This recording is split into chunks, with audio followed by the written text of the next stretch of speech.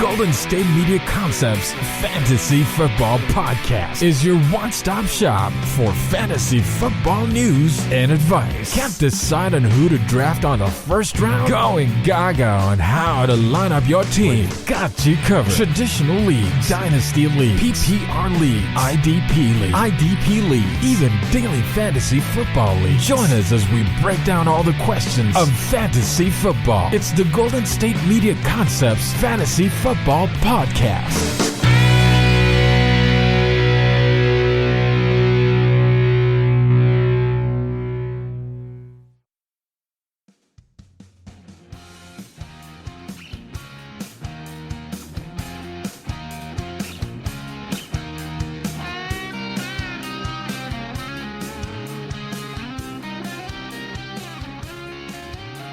What's up? It's the GSMC Fantasy Football Podcast on the GSMC Podcast Network. I am their Friday host, Ethan, back again. A little bit early this time, so I'm recording this a few days in advance because I am going to be gone somewhere for a majority of this week, and I will not be able to record the Friday podcast, at least the way I would like to. So, thankfully, there's a lot of new content that's come out since the last time I did do a podcast with Bryce. A lot of things to talk about from the fantasy perspective, and it'll be cool and all things well and good, man. I hope everybody's out there self-quarantining, social distancing themselves. Do not be that guy who goes out to the bar. Do not be that girl that goes out to the bar. Be smart, stay safe, keep others safe. It's not always about you. It's not always about you. What today will be about, first segment. Tom is gone. Tom Brady has left the building. He is not retired, but he is not a Patriot, and he will not be a Patriot. And this has been something that has been brewing for quite some time, but here we are. Thomas Brady, TB12, is no longer going to be playing in Gillette Stadium in home games for the rest of his career, it seems like. And this is a big-time shocker. For some people say it's all, like there was only two ways. He was going to leave or he was going to stay. So, in all actuality, this is it, right? I never could have imagined that Tom Brady would leave the Patriots ever in my life. I just assumed that this was it, and he was done. He would be done, and that would be it. He'd be done with the whole football thing, and that would be where we would see him done. He may go to do the little retirement press tour like D-Wade does, or maybe he would do, get into the commentary game, but no, he wants to keep playing like he's always mentioned. He wanted to keep playing for the past year or so. Feels like he's still at a high enough level to play this game, and he's taking his talents elsewhere. And it looks like the Patriots could not come to an agreement, and I think he wanted to be paid like somebody who has given multiple pay cuts and has brought the city and the organization championships. And one of the greatest to ever play the game, if not the greatest to play the position. So Tom has decided to leave, and this is his way. So it's kind of insane, really. Where does he go now? So I guess the front runners, like they were mentioned a few days ago, would be the Chargers, and it would be the Tampa Bay Buccaneers. Those are the guys, and by front runners, I mean the guys that are really pushing to pick up Tom Brady. So, who do the Chargers have? They have Austin Eckler. They have Hunter Henry, who both of them have been essentially re-signed. Hunter Henry on a franchise tag, Austin Eckler on a new deal over $24 million. They have, of course, Keenan Allen. I think they have Mike Williams. They have a lot of guys out there that can go out there and get the football and a lot better weaponry overall than he had on the Patriots. Their defense is explosive. Have Joey Bosa and Melvin Ingram. And we don't know what's going to happen with Melvin Gordon. He may come back, but I doubt it. I don't think that team wants to re-sign 2 running backs, and especially once they already set the precedent with Austin Eckler's deal. And you can argue that his production could be comparable to someone of a Melvin Gordon. So what say you that the paycheck will not be similar if or the contract or the salaries will not be similar to each other? So that seems like a logical place for Tom Brady to start looking at. And Tampa Bay is in a similar situation, so to speak, with their weaponry. You know, they have, of course, they have Mike Evans, and then they also have their second receiver who could honestly be a first guy in Chris Godwin. So Chris Godwin really looks like a first wide receiver on another team. So you have those 2 guys plus someone like a O.J. Howard who could really take a turn with a more consistent quarterback, and if he can stay healthy on the field, that would be really, really good weaponry for Tom Brady. You know, their defense has really improved in the Bucs, and really they could have made the playoffs with maybe 10 less interceptions last year, and they could have been a playoff team. Don't know what they would have done in the playoffs, but they could have made it there, and that means a lot. So those are 2 front-runner teams pushing for Mr. Brady. We'll see what happens and what they're willing to pay. I wouldn't be surprised if this starts the Phillip Rivers conversation as well in the midst of all this, because I think a lot of people are waiting to see where the dominoes fell with the Patriots and Tom Brady, and now it's fallen.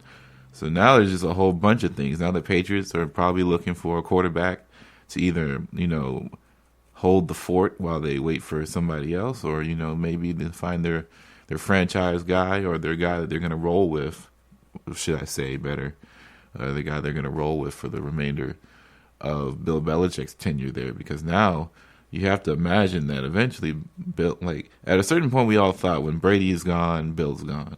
Now I'm not so sure. It seems like Bill and Brady weren't seeing eye to eye, and maybe Bill wants to continue his legacy as a head coach there, and that would mean that Brady isn't a part of that equation, and it wasn't going to be.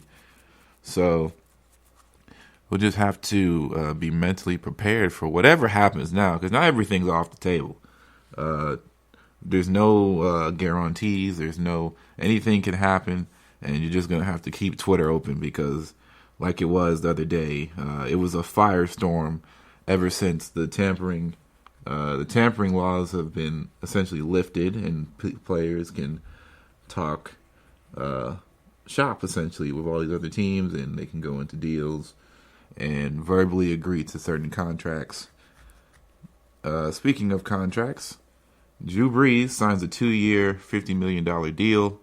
The second year might have some stipulations in its clause to where it can be voided. Say if he wants to retire early, or say the Saints are ready to move on, so to speak. But the contract is 1 year 25, 1 year 25. This is very friendly because he could have got $10 million. Essentially, he could have asked for more money, and he could have gotten more money somewhere else. But he wants to be in New Orleans, and he wants to try and compete at a high level and keep this team in a situation to be able to win championships and keep the championship window open, because they've been close for a number of years now with making it to that last game. And I think Drew Brees knows that there's only so much time left before, it's time to go. And I think he wants to give it one more big try. This helps the Saints in a lot of different ways. They just signed Daniel Onyemata back, and that helps the defense in so many different ways, because their front seven, when fully healthy, is really strong. One of the better fantasy defenses last year when their defense was really clicking, especially during the Teddy Bridgewater starter era. Their defense really stepped up and was making turnovers and stealing some game, getting a lot of sacks. They were getting a lot of sacks. Cam Jordan was eating, and then when they had Mr. Shoulder Shimmy, big Sheldon Rankins, they were really getting after it. And Davenport stepped up a level, even though when he got his injury, it really hurt. So him and Sheldon Rankins got hurt at the worst possible time, and it put a lot of pressure on guys like Shy Tuttle and stuff like that. So having more depth at the defensive line, defensive front is something that the Saints probably were looking at from the get-go, because they just need it, man. You need bodies at those type of positions because your bodies will take a beating. What it does mean, though, is they're going to have to look closely at free agency options like Von Bell, who I believe is a really important piece to that New Orleans defense. And we'll just have to wait and see where the chips fall, as they may. But let's go ahead and take a break, and then we're going to get into more talk about free agency. Are you looking for the very best NFL and college football podcast? Then check out the GSMC Football Podcast. Get the latest football news both on and off the field. From the NFL Draft to trades to the rumor mill to the NFL Combines, they got you covered. That's GSMCpodcast.com/football-podcast. Get updates on college rivalries, game day insights, and much, much more. It's football talk the way you want it. This show eats, sleeps, and breathes football. Don't forget to like them on Facebook and follow them on Twitter. Visit GSMCpodcast.com for more info.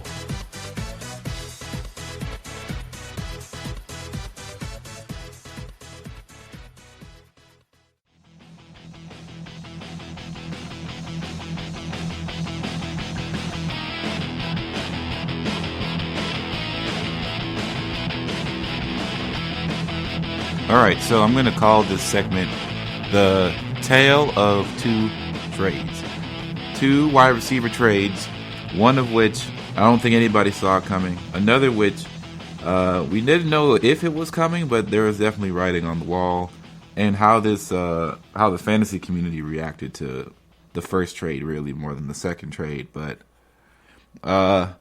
earlier on a Monday afternoon, the football world exploded beyond belief as Bill O'Brien and the Houston Texans shipped off their all-pro, all-elite, high-level wide receiver in DeAndre Hopkins to the Arizona Cardinals for David Johnson, I believe they received a second-round pick and a fourth-round pick.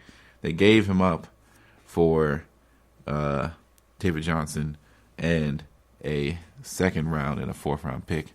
And the Cardinals also receive a seventh round pick in the trade along with DeAndre Hopkins. It is unprecedented, to say the least.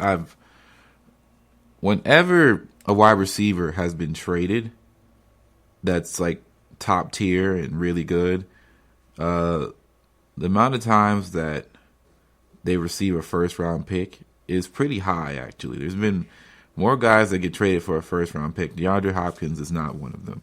And you could argue that he's been as talented or more talented than most of the guys that's been traded for first-round picks. Keep in mind, Brandon Cooks is a guy who was traded for a first-round pick twice.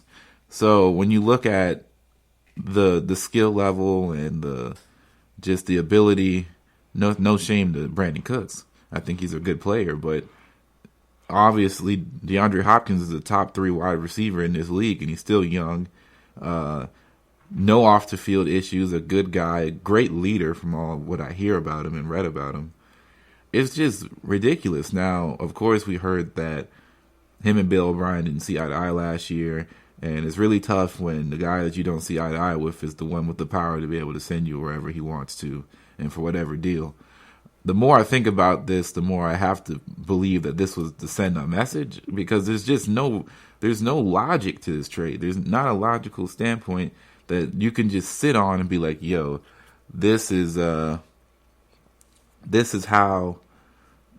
you want to go, right? Like, this doesn't make any sense to me personally. Now, the only thing that I can agree with is why their ideology is the fact that at the end of the day, they were trying to get more space for the salary cap to be able to move things around because they were in cap hell, and they were also in draft hell because they had no draft picks, and they still don't have a first round pick, and I don't really know what to tell them. Like, they got some picks back.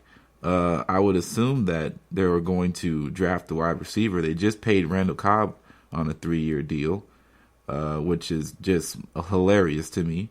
So I guess Randall Cobb is your de facto number one wide receiver unless they draft one when the draft comes around. So GG's to the Texans. I'm sorry, Houston sports fans, but it's been a tough 2020, and for you guys, nobody likes the Rockets outside of Houston fans. Everybody is sick of James Harden. I don't think anybody likes the Astros at all. Maybe not even you guys like the Astros at this point. And now you guys are the current laughingstock of free agency. Man, Bill O'Brien, what a way to get on the coach firing list. He just put himself twice on the list.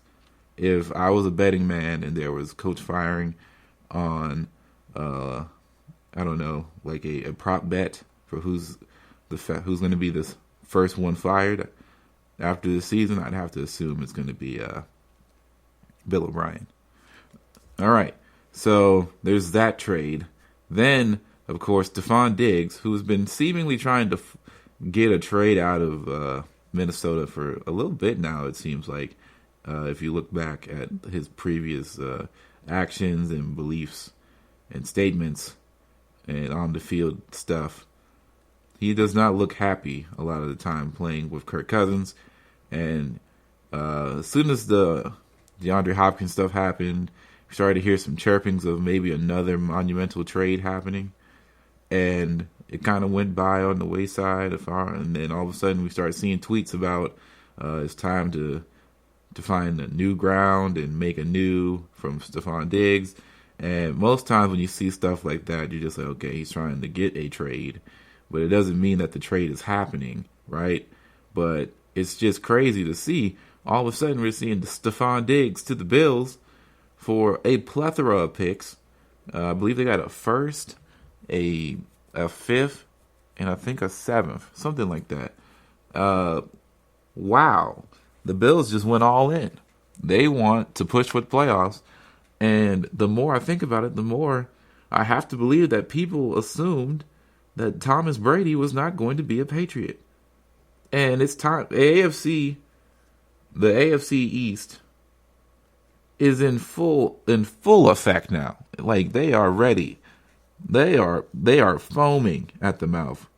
Miami is in full attack mode. They just signed a corner to the most, Byron Jones, as the most paid, like the most expensive corner deal in the NFL. And then they went and picked up another defensive guy. They are getting active, man. They already have, Devontae Parker out there as their clear number one de facto guy. They're probably going to draft Tua. And they're really trying to push for this thing. They see their window now. The Patriots may be on the decline, and they're definitely not as strong as they used to be, and their pedigree has been pushed down. They lost Van Noy as well.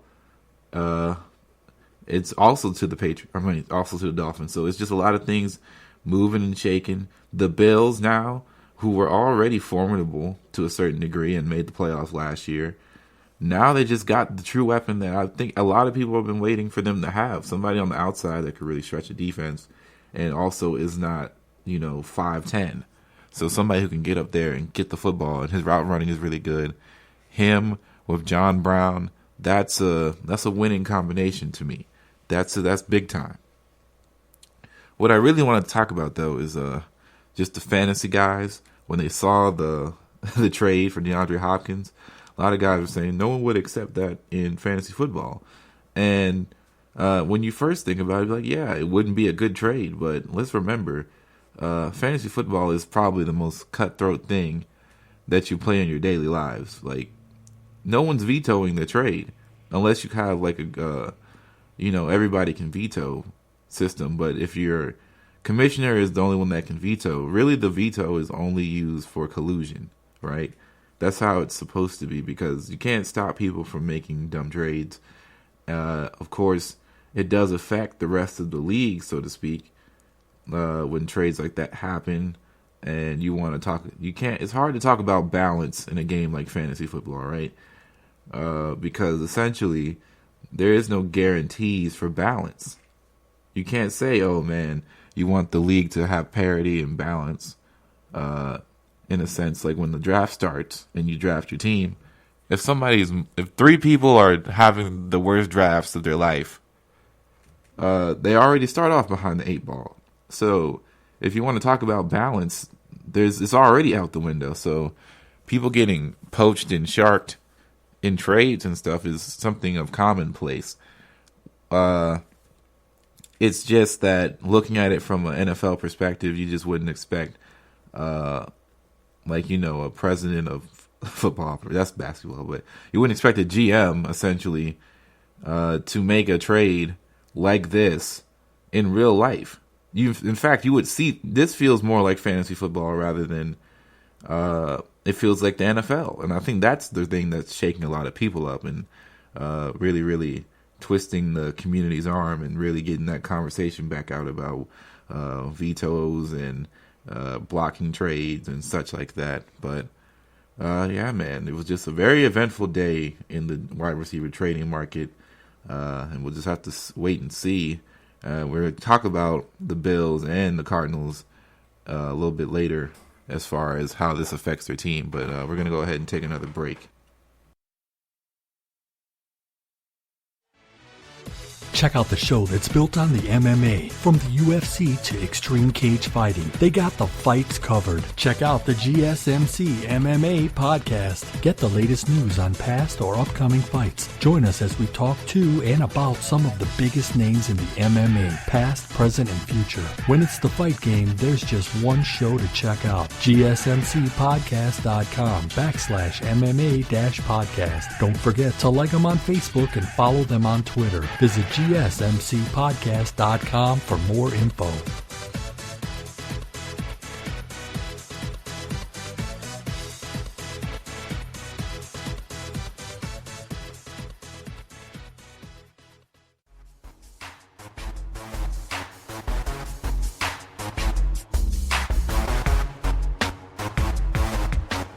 Remember when Ezekiel Elliott was getting $90 million and he held out?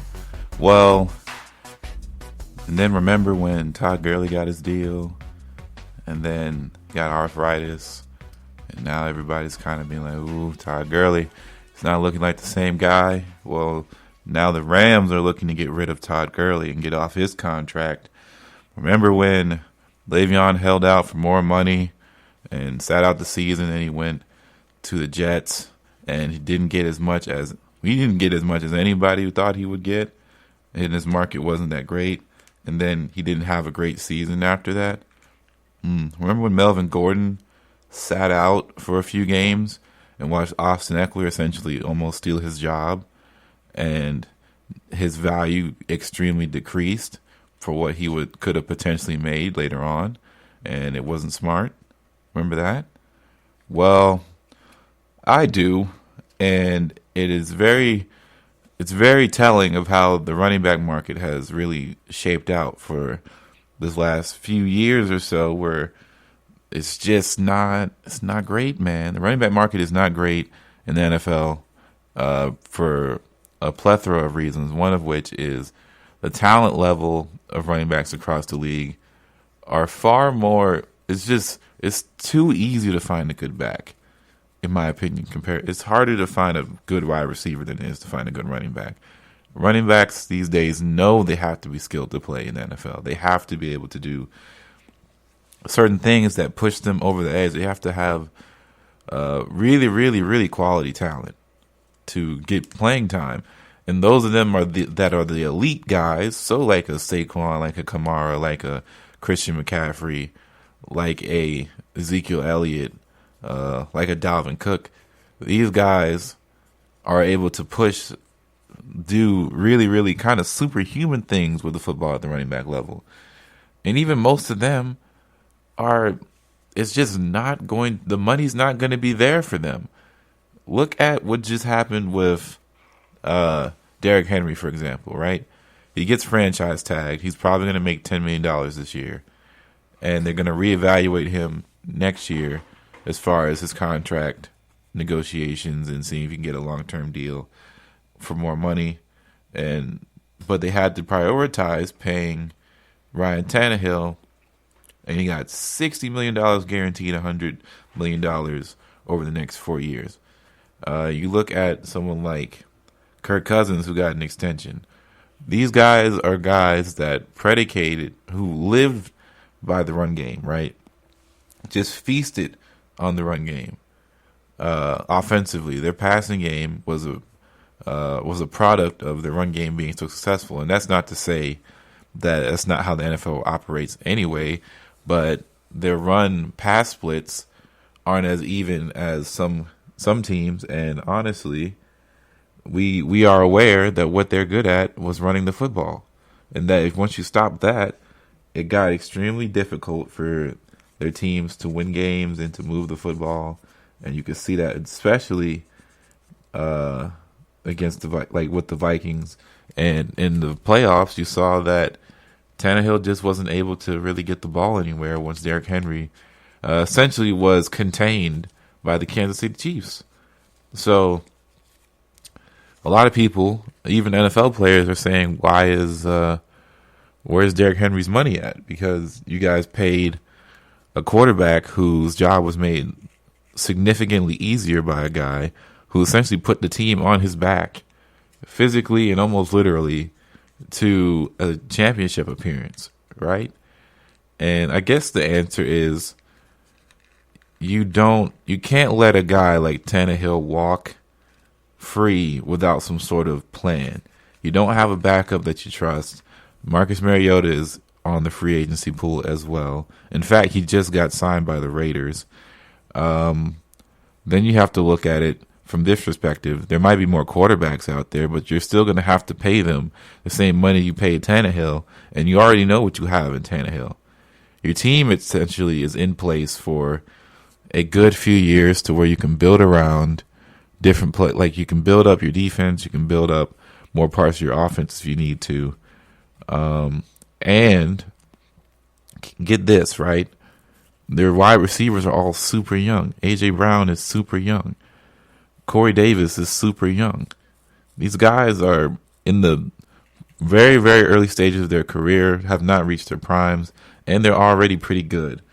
You combine that with more time and effort. You combine that with the fact that Houston is kind of just all over the place, and we don't know what Houston's going to be able to do because they don't have any weapons that scare you anymore, per se. Besides Deshaun Watson, and he's only one man, and if he has no one to throw to, we saw what happened in New England with Tom Brady. You can have the best defense overall, but if you have no offense, you are really straddled for worse. You are not looking good. So they realize that they can't get into that place, right? They can't get into the place of, we have this really, really good running back, and we paid him all this money, but we can't move the ball down the field. You have to make a choice. And I think a lot of people learned from the Cowboys, not to say that the Cowboys made a mistake in paying Zeke, but I'm pretty sure they feel like they didn't have to pay him as much as they did, especially for the way he came out at the beginning of the season. And he might have even cost them a few games because of him being out of shape and not being ready to play. And even though Dak played at a different level for the first few games of the season, and he still finished out okay, but they didn't win. They didn't get to the playoffs again. So Dak gets franchise tagged because they had to pay Amari Cooper. So now here we are looking at all of this. Dak is still a free agent, not a free agent. He's still franchise tagged. They'll have to re-look at their negotiation chips and all this stuff next season. And the more and more it gets pushed, the more and more, if Dak gets better, the more money they're going to have to shell out.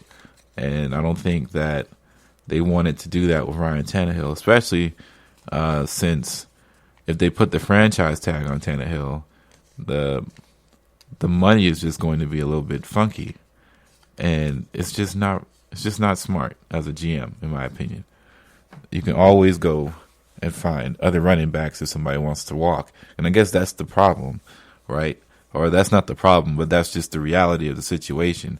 Is there's a certain price for running backs now, and once the running back feels like he needs more than that, they're just going to let him go and test out the market. And when they realize that the market isn't as favorable for them either, then everything kind of comes back down to earth for them. And it's kind of a shame. I like to see my running backs get paid. I like to see running backs get a lot of money because I feel like they're really, really important. And they've been undervalued in the face of the league for quite some time. But at the same time, this is just the reality of how NFL business works and what is going on within the air raid offenses and guys stretching the field. Like, you need to be able to do so much as a running back in order to help offenses go to the point to where now it used to be just like third down backs for specialty guys. Now they're first down, second down, and third down guys that are stretching the field out and getting out to the passing lanes or getting out running routes and just doing all different types of crazy stuff. They know how to block on passing more effectively. Since everybody's spread out, all these zone runs and all these runs out of the shotgun are happening, the draw plays, people are more elusive. It's just the skill level is starting to not be so skewed, right? At least the ones that you see on Sunday, they're not as skewed as being top echelon as some of the guys that are running by committee, right? But that also affects how you draft in fantasy. So you never really know what a team's going to do if they run by committee and stuff, and then you're going to have to kind of play around and pick and choose who you feel is going to be the guy there. And if you can't figure that out, you're best off taking one of these more popular guys or guys that get more of the load share, of course. But just because they get more of the load share doesn't mean that they are going to be all like super great in fantasy either, because scoring matters, and some guys score more than others. So someone like a Marlon Mack last year, he got a lot of touches, but he didn't get in the end zone as much as you'd like him to, and he was a first and second round back, but he was their number one guy, so to speak. But let's take another break. Check out the show built around the women of MMA. From the UFC to the extreme cage fighting, we got the fights covered. Listen. It's the Golden State Media Concepts Women's MMA Podcast. The latest news of upcoming fights, discussions of previous matches. Join us as we talk to and about the biggest names in women's mixed martial arts, past, present, and future. When it's the women's fight game, you know where to listen to. The Golden State Media Concepts Women's MMA Podcast.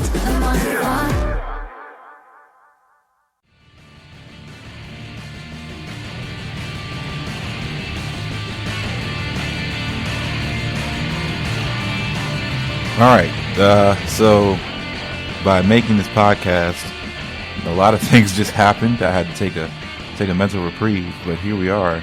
So not only is Cam Newton on his way out, either via trade, and if the trade market isn't there for Cam, they might cut him in order for him to, feel out his destiny. But Teddy Bridgewater finalizing a deal with the Carolina Panthers. He's going to stay in the NFC South, go up against his former team for the foreseeable future. Man, I'm happy for Teddy. I love Teddy Bridgewater, but that is crazy. Things are happening all over the place. Not only that, Phillip Rivers is also finalizing a deal with Not the Chargers, of course, but the Colts. So the rumors were pretty accurate, and things are really moving and shaking, man. So NFL offseason is off to a really, really explosive start. You already know about the Tom Brady news. This is just going over some of the bigger free agency topics that are happening here. So Kenyon Drake for Arizona Cardinals was placed with the transitional tag. Hayden Hurst is on the Falcons via trade. They exchanged of a second round and a fifth round selection. And they also re-signed Tyler Davison for a 3-year, $12 million deal. $4 million is guaranteed. Baltimore, through the trade, essentially through Atlanta, he traded with Jacksonville to get Calais Campbell in exchange for the 5th round pick that they got from Atlanta. So essentially they traded 1 5th round pick for him. And the Ravens are finalizing a 2-year, $27 million deal with Campbell. That includes $20 million guaranteed, and it will be official on the 18th of March. Of course, Mario Addison, edge rusher for the Buffalo Bills, 3 years, $30 million, $15 million in guarantees. Stephon Diggs trade, the Josh Norman 1-year deal. Carolina, okay, so the exclusive rights signed a 1-year extension for Kyle Allen for Carolina. Teddy Bridgewater is on the way. They got Russell Okung, agreed to acquire him from the Chargers in exchange for guard Trey Turner a little bit earlier in the weeks. Chicago got Jimmy Graham and Robert Quinn. So Robert Quinn to a 5-year, $70 million contract, including $30 million guaranteed. Jimmy Graham on a 2-year deal worth $16 million. Cleveland went and got Austin Hooper in free agency. So 4 years, $44 million. And they also picked up offensive tackle, 3 years, $42 million for Jack Conklin. $30 million in guarantees. Of course, Dallas have agreed with a 5-year, $100 million to Amari Cooper, $60 million guaranteed. That's insane. Just so much is going. Jamie Collins to Detroit agrees to terms with the Lions on a 3-year, $30 million deal that includes $18 million guaranteed. Of course, Randall Cobb agrees to 3 years, $27 million with Houston. AJ McCarron re-signs with the Texans, 1 year, $4 million. David Johnson, of course, was acquired via the trade. Bradley Roby, 3 years, $36 million to the Texans. The Colts are in the midst of course, getting Phillip Rivers. They got DeForest Buckner via trade for the 49ers. And the Colts are giving Buckner a massive extension worth $21 million per season. The Chiefs haven't really been much in there. They, of course, they franchise tagged Chris Jones, and then the team picked up the $2.3 million contract option for Damian Williams. Marcus Mariota is on the Las Vegas Raiders. Of course, the Los Angeles Chargers, Austin Eckler, 4 years, $24 million. Hunter Henry, franchise tagged, and they got Trey Turner in the trade. Los Angeles Rams, no deals made. The Miami Dolphins, so here's some big stuff going on. So Byron Jones, $17 million per year, highest paid cornerback. They got Eric Flowers to a 3 years, $30 million deal. Emmanuel Ogbah, edge rusher, 2 years, $15 million guaranteed. $15 million, $7.5 million guaranteed. Shaq Lawson signs to a 3-year, $30 million contract. Kyle Van Noy, 4 years, $51 million. They are stacking up in Miami. That's 1, 2, 3, 4. That's 4 defensive players in a span of really like 2 days. They're going all in, and then they still have the draft to come. They're really trying to shape their team for the better. Minnesota, of course, got a lot of picks yesterday, but they placed a franchise tag on Anthony Harris. They re-signed their fullback C.J. Ham and Eric Wilson has been placed with a second-round tender out in the restriction free agent. New England, of course, they do not receive Tom Brady anymore. Devin McCourty, 2 years, $23 million, which includes $17 million guaranteed. They gave Matthew Slater, which is one of the most well-known special team guys around the league, a 2-year extension.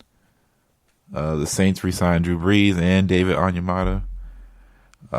New York, Leonard Williams has been placed on the franchise tag. James Bradbury agrees to a 3-year, $45 million contract. The Jets, George Font, he agrees to terms to a 3-year deal worth $27 million.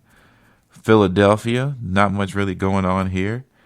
Bud Dupree for the Pittsburgh Steelers placed the franchise tag on him. San Francisco re-signed Eric Armstead for 5 years, worth $85 million. Jimmy Ward is re-signing as well, 3 years up to $28 million. Seattle is giving a second-round tender to Jacob Hollister. Rick Olsen signed a 1-year deal, and Jaron Reed re-signed for a 2 years, $23 million contract. Tampa Bay, which are still kind of up in the air. Shaq Barrett is franchise tag, and Jason Pierre-Paul is returning to the Buccaneers for 2 years, $27 million deal. And, of course, Tennessee, franchise tag Derrick Henry. Tannehill, 4 years, $118 million. 60 of that guaranteed. And then Washington, Kendall Fuller agrees to a 4-year contract worth roughly $40 million. Brandon Serif is placed on franchise tag. And Wes Schweitzer is signing a 3-year deal worth $13 million. So that was a lot to go through, but those are the current signings that have been, or transactions, should I say, that's really transpired in the last few days or so, and things are constantly updating. As you can clearly see, when I started this podcast, Teddy Bridgewater was still a free agent, and now he is all over the place.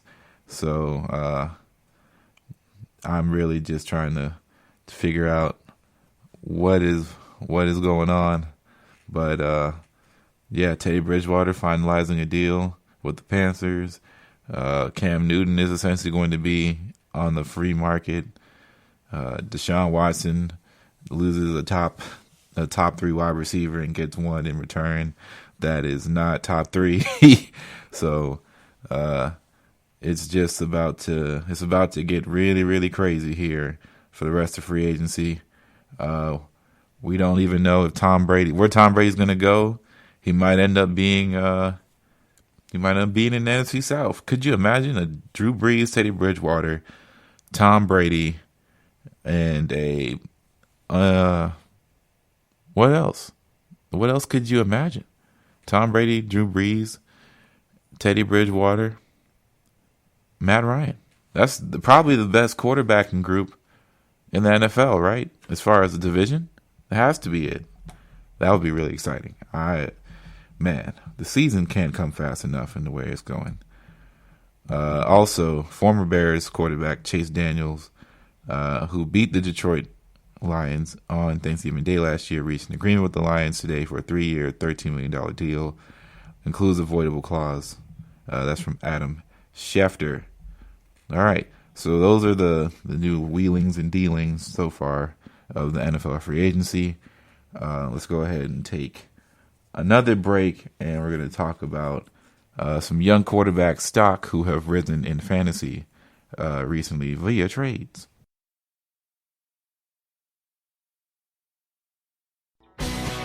Are you looking to get your college football fix? Looking to get the latest news on your favorite school's team? The GSMC College Football Podcast is your ticket to all things college football. Join us as we talk college football from the national championship, the college rivalries, the bowl game, to the Heisman Trophy. To which conference is the best? We've got you covered for the Big Ten, SEC, Big 12, the Pac-12, ACC, and everything in between. Download the GSMC College Football Podcast on iTunes, Stitcher, SoundCloud, Google Play, or anywhere you find podcasts. Just type GSMC in the search bar.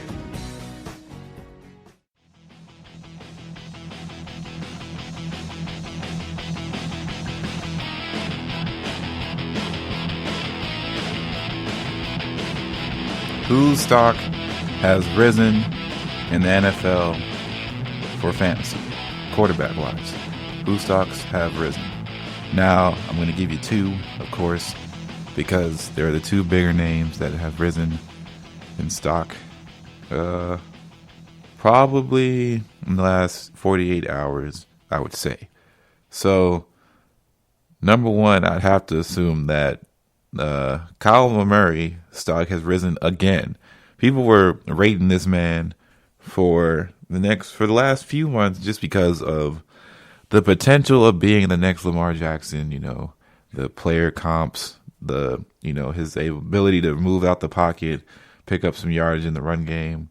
Not nearly as explosive as Lamar Jackson, but he's quick, and he kind of runs like a toddler. His running motion looks like how a toddler runs away from their parent. But all that being said, Kyler Murray had a really nice end of the season, and he started to figure some things out offensively that pushed him into the idea of his second year should be an exciting one. And now with the addition of a top tier wide receiver, along with, they didn't really lose anybody that was super important to them, I would say. So in reality, they just added a top tier wide receiver to an already pretty good offense near the end of the year. They were scoring a lot of points. So all I can imagine is that the Kyler Murray stock is about to go insane. People are going to lose their minds, and all of a sudden we're going to start seeing Kyler Murray's pop up in the third round, in the second round. It's going to get real crazy how people are going to try and predict the quarterback explosion once again. So let's see. Kyler Murray now has a guy who has been transition tagged, who really exploded on the scene once he got there. So Kenyon Drake exploded. People knew of his talents, right? Fantasy owners have been very, very, very hit or miss with Kenyon Drake. Some people were always believers. Some people were believers once, and then they finally gave up, like the rest of us. And some people really just kind of stayed away because he was on Miami, and Miami was not a place where you wanted to be in fantasy football for quite some time. So now they have a guy in Kenyon Drake that can honestly hold his own in that offense. Then they have Larry Fitzgerald, who has always been solid for fantasy purposes, right? He hasn't been like a top tier guy in a little while, but he's still solid. He can be your wide receiver number 2 if need be. And he's always kind of been on the fringe as wide receiver number 1, even with bad quarterbacks. So imagine with a good one. Now we have DeAndre Hopkins, who, man, he had a weird year last year, understandably so fantasy wise, but when he turned it on and was able to get going, man, he's a great player to have on your roster and on your team. And he's somebody that you can really depend on to get you some good fantasy points. So Kyler Murray is prime, set up, in position to succeed. His best foot forward.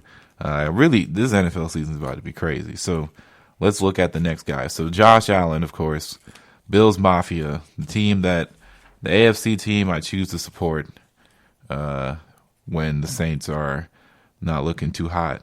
Or when, just when I really want to look at some AFC games, I'm watching the Bills. The Bills, I like them.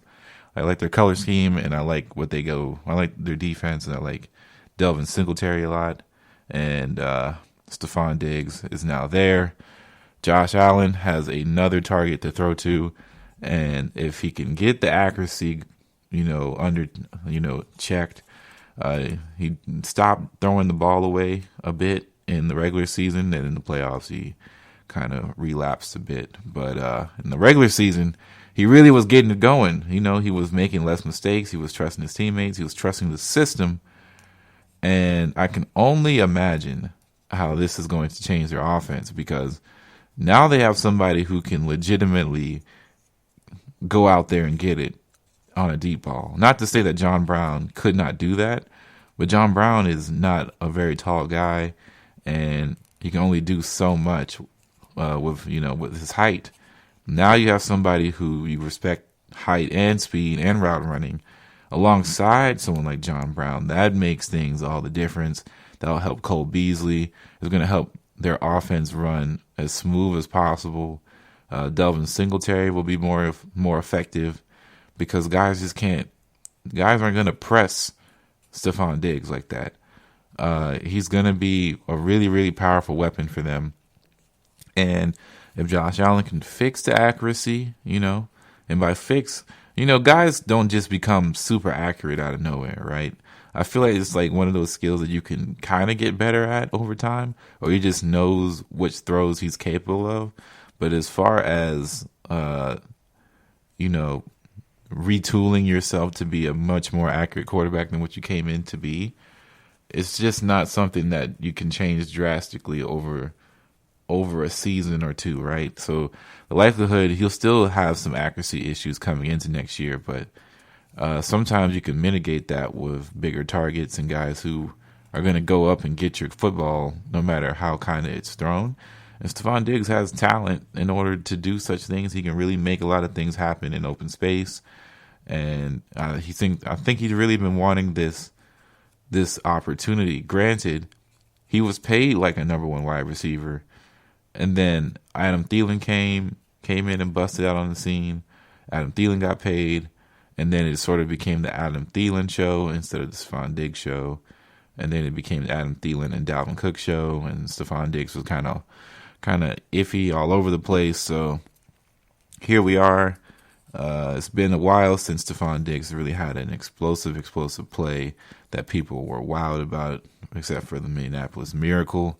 So now he's gonna try and make some noise in the AFC in a weaker division, so to speak, because the Patriots are kind of in a land of uncertainty as far as their quarterback situation. They lost Scott Van Noy, I believe, and the Miami Dolphins are getting a bit stronger. The Jets are going to make some moves, I assume. At some point, they're going to do something. And the AFC East is now looking like they're making a turn for better. They don't want to be the laughingstock of the AFC anymore. And a lot of teams are starting to really prep themselves up to be better than what it used to be. I'm excited for this. I'm ready for it. One little tidbit, another AFC team that might be on the rise for quarterback in your draft class, the Browns. They're going to be all over the place. Baker Mayfield gets another weapon, and it's just going to be you're going to be another fascinating year for the Cleveland Browns. I'm not going to sit here and hope on anybody's demise. So Baker, let's bring it home this time, right? Let's get to the playoffs. Let's be competitive. Let's not look crazy. No more craziness out of you, Baker Mayfield. Let's see what all this talent can do together before we just decide to say blow it up, right? Because I think a lot of people just want to blow stuff up when it doesn't work for the first time, right? People are always like, "Oh man, Odell needs to go. Just give it another year. Let's give it another year, right?" Let's be rational fans for once. Rational fans of the sport for just one time in our lives. Let's go see if Baker Mayfield can do it with a new coach and with another highly talented weapon in the passing game. So let's see it, Baker. I'm ready for it. I think everybody else is ready for it. I know Cleveland fans are ready for it. So let's see it. Will I be drafting Odell this year? Probably not. Not to say that I don't believe in his talent. I love Odell, but after last year, I've been scarred from ever making that moral decision again. So unless I'm in a dire situation in one of them drafts, or if I see him in a sweet little deal in a auction draft, I just can't. Might have to pass on that one. No hard feelings. All right, so that's Kyler Murray, Baker Mayfield, and Josh Allen. I feel like those guys are going to find some draft stock rising for themselves, and it's going to be really, really interesting to see. Maybe even Teddy Bridgewater, not as far as him in particular, but everybody else around him besides, de facto Christian McCaffrey is probably going in the top 3, regardless of what happens. But think about David Moore and some of these guys out there in the wide receiver land might be getting a little bit more looks at. So that's probably something I would be paying attention to in the near future. Let's take our final break, and then we'll come back. This is your ultimate stop for everything sports. The Golden State Media Concepts Sports Podcast. Should I say more? From the NFL, MLB, the NBA to MMA, it's all in here. The Golden State Media Concepts Sports Podcast. Listen now.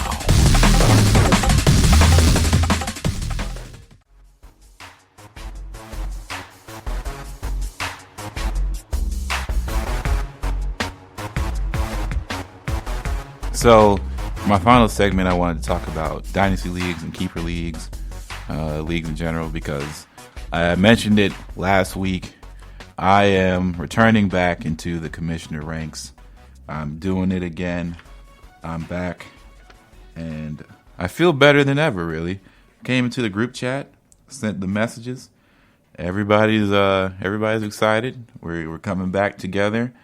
Playing fantasy separately has all made us a bit stronger and a little bit more battle tested. So I'm interested to see what cutthroatness I'm going to be subjected to for next season's NFL season and next season's fantasy season. But I'm kind of interested because I'm considering making it a dynasty league. Dynasty leagues are a lot of fun, from my understanding. I've never played in a dynasty league setting before. I know what it consists of. I know what can happen in them, but I have to do a little bit more research on how I would like to commission a dynasty league. But I have a good amount of friends that essentially play fantasy football for years, and I know that they're not going to wander around, and I know these guys are serious about playing the game, and they're gonna sit here and play it no matter what. And honestly, I think that's all I could ask for as far as a group of people to play fantasy with. Like, to take it seriously. They try every week, and dynasty leagues have this interesting thing to where, just because you're losing doesn't mean that your season is done. Or, well, it means your season is done, but just because you're losing doesn't mean that this is the end. You can give up, because you still have to try and make moves for the future, because this is your franchise, so to speak, right? This is it. And I just like the idea of having a history, man, like having a history of years and years of fantasy stats and statistics, and looking at past winners, past team compositions, and bringing up old stuff, like, talking trash, bringing up like, oh man, you haven't made the playoffs in 5 years, man. When's the owner going to let you go, or stuff like that? Just some fun stuff. But then I was thinking about keeper leagues. This might be a little less of a commitment, and like if somebody wants to drop out, it won't be hard to convince somebody to come pick his spot up, especially with a team, if the team is not in the best position. So keeper leagues can be fun. You essentially would keep your one guy at the start, and you would use it as a round replacement. So if you wanted to keep Christian McCaffrey and use it as your first round slot, that would be who you keep in the first round, no matter what. Nobody could touch him, and everybody gets one, and then the rest you just draft around. So that would be pretty interesting to see how that would work out if we were to do it. But I don't know. It'd be interesting to see how Dynasty works for me, primarily because everybody knows how functionally fantasy works in a league setting, who plays it. But Dynasty is like a whole different beast as far as official team management and keeping guys, because then you have to worry about, you're just drafting rookies at a certain point, and eventually you sign people to deals, or not to deals, but understand you have contracts, right? You can only keep them for so long, and you have to let them go, or you re-sign them and pick them up later on. And some leagues have salary caps. It can get real crazy, man. Like, I want to get involved in one of those deeper leagues where maybe salary cap is involved, and you can only have so many ex-players on the roster. I'm excited to try that. So I'm going to talk with the gang and them and look at potentially doing a dynasty league. And I think there are going to be some conversations about that. Some guys are going to like it. Some guys are probably not so happy about it. Some guys are just willing to try it out. I think that's the beauty of fantasy football. If the league doesn't work out, you can always just play daily fantasy or make a new league that's a little bit less strict or a little bit less complicated or complex or advanced, and you can still have a good old time. So fantasy football is for the people. Speaking of the people, I'm speaking this into existence. Here at GSMC, I've been talking with Bryce. I'm going to see if I can set up a fantasy league for us at the GSMC. I think that it would be hilarious, for one, because everybody has these podcasts going. Everybody will be talking about fantasy implications, looking at the league, and it'd just be interesting to compete against all these guys who, talk fantasy, talk sports, and see who is the best armchair GM, the best computer GM out there. So I'm putting that in the word space for everybody running at the GSMC. If you want to be a part of a fantasy league, get at me. You got the emails. You know where to hit me up at. So that's essentially what I want to talk about for the next few weeks, is trying to set up the new fantasy league and going through the whole process, because I think that looking at how to set up a league and stuff is easier said than done sometimes for some new guys, because it's a lot of commitment. You have to find people interested in playing in your league, and if you have money, that's a whole different conversation on how to save the money pot, where to place it. There's sites, and there's, you can have it under your mattress or whatever the case may be. There's many different options on saving the money, and then you got to deal with people coming to draft. Some people getting an auto draft, and then there's league. They feel like they're getting screwed over. Collusion, if that ever happens to you, and how you have to handle vetoes and trades, and looking at how the league goes and scoring settings. So essentially, I'm using my league, my personal league that I'm going to run, as a teaching method on how to run a fantasy football league from scratch, start to bottom. So come walk on me with this journey, man. It's going to be a lot of fun. Can't wait for the season to start. This season the off season probably has felt so long, and now with the COVID-19 kind of running rampant, it's nice to have a semblance of sports content to talk about. Even if it's just off-season stuff, there's no active sports happening, but this feels right, feels good. And, things continue on, no draft. The draft will continue, without fans and without people there, which is going to suck. But that's the place that we're at right now with the country and with the world, quite frankly. So we'll just have to make the best of what we have, and that is all we can do. So, with that being said, I'm going to go ahead and wrap up the GSMC Fantasy Football Podcast for this week. Like I said, this won't be coming out any early, but while recording this is a bit earlier than I would. So if there's any news that were to come out, please keep up with our social media, so our Facebook, our Instagram, and especially our Twitter, where we try to stay active all the time and retweet stuff and show what's going on, give our opinions on trades, free agent signings, and just overall news related to football, fantasy, and anything that comes about. So make sure you keep locked in with us on socials, because I'll still be active on there all the time. and try to do my best to reach out. So, try to interact with us too, add us, comment, reply to us. Let's get some community going, guys. Let's really bring this in for the GSMC.